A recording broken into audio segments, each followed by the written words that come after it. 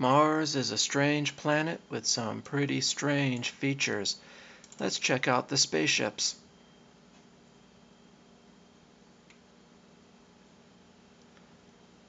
What looks a lot like an object sitting there is actually a depression or perhaps impression in the ground. And it looks a lot like a spaceship landed there and then took off.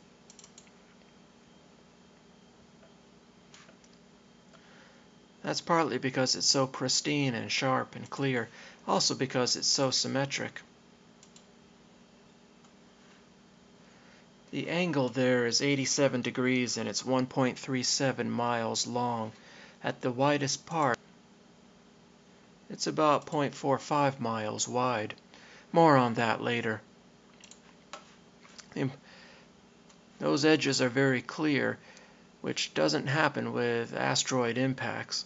As we look at this nearby normal asteroid crater for reference, you can see how bunched up against the edges are from the shock wave. We don't see that here.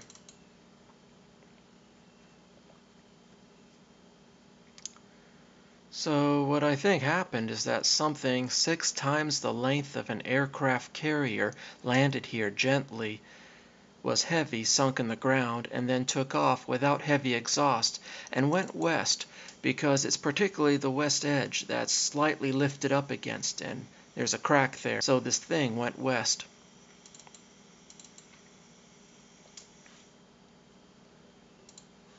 Now about this angle,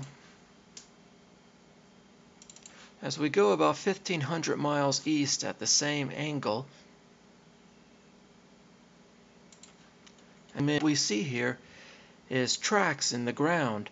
Unfortunately, this area is not very detailed, but as we look closely and try to measure the width, it's about the same as that spaceship footprint.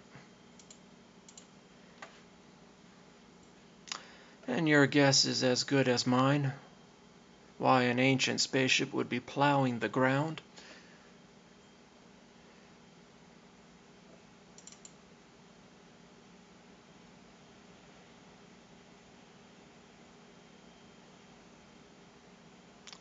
As we go west about 800 miles at the same angle,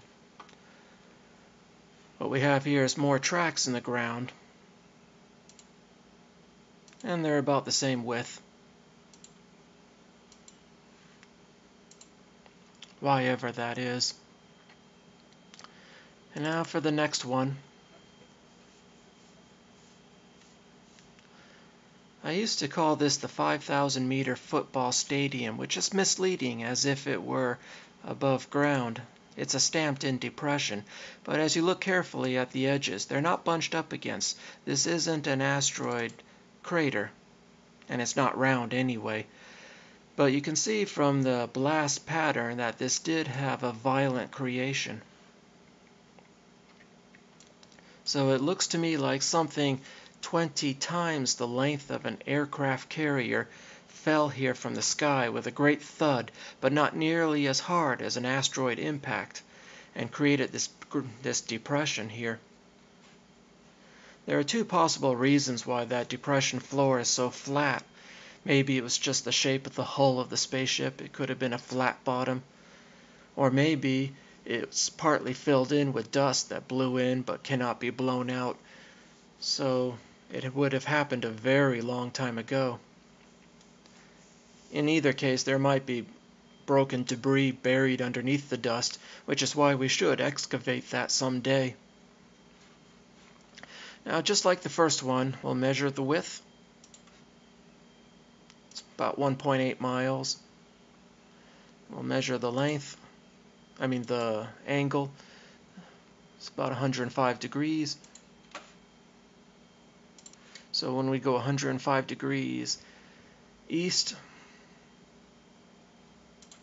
what we find here is a wide track mark. And the width is about 1.8 miles.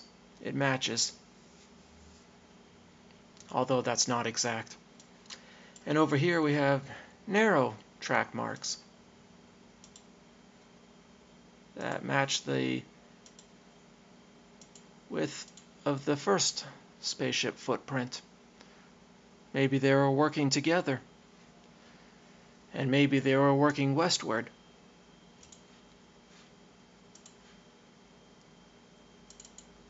Then as it was going west, the big spaceship malfunctioned, collapsed, and was knocked out of commission. Because as we look west at the same angle,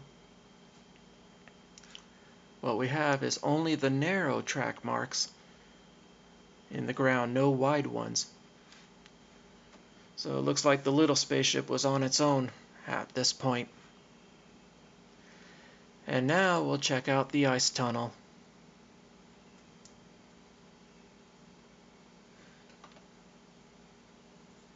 Close to the North Pole, we have a pretty good, round, smooth tunnel in the ice, possibly going underground. As we back up a little bit, this looks like a spaceship buried in the ice, which I cannot believe. But it is facing the same direction as the tunnel, so I don't know what to think. As we look closely and carefully at the details, I think this tunnel is an outie. Something bulged and melted its way out, then took off, and leaving behind this preserved frozen tunnel. And that's really all. Except the width happens to be about 1.37 miles. It matches the length of the first spaceship footprint. Just thought you should know.